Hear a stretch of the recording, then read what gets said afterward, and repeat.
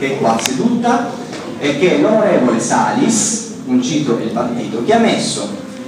Allora, io ho iniziato questa battaglia da Manchester, l'ho continuata a Manchester con i miei soldi, lavorando praticamente. Ho chiesto un aiuto, non mi è stato dato, continuo lo stesso, e l'unica persona, non dirò il partito, è lui che mi ha offerto la poltrona del suo ufficio per fare le chiamate, per usare, è l'onorevole Salis. Quindi io vorrei che se un applauso per l'onorevole Salis.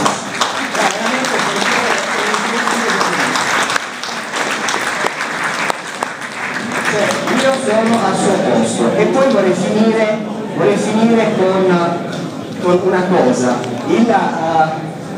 Il campus porterà un nome. Il campus porterà un nome che è Joyce ed Emilio Russo. Non è un caso.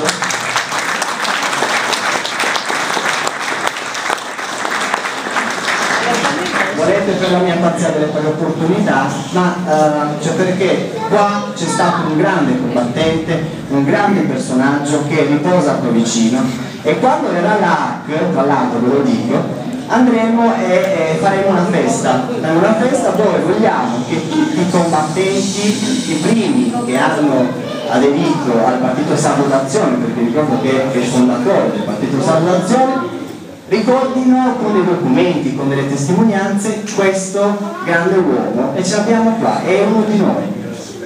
Ecco, e quindi vuoi fare questo con l'ARC, che è una persona veramente disponibile, e fare questo. E poi finire con una frase, e finisco se no divento lungo, ed è questa, che a me è cara.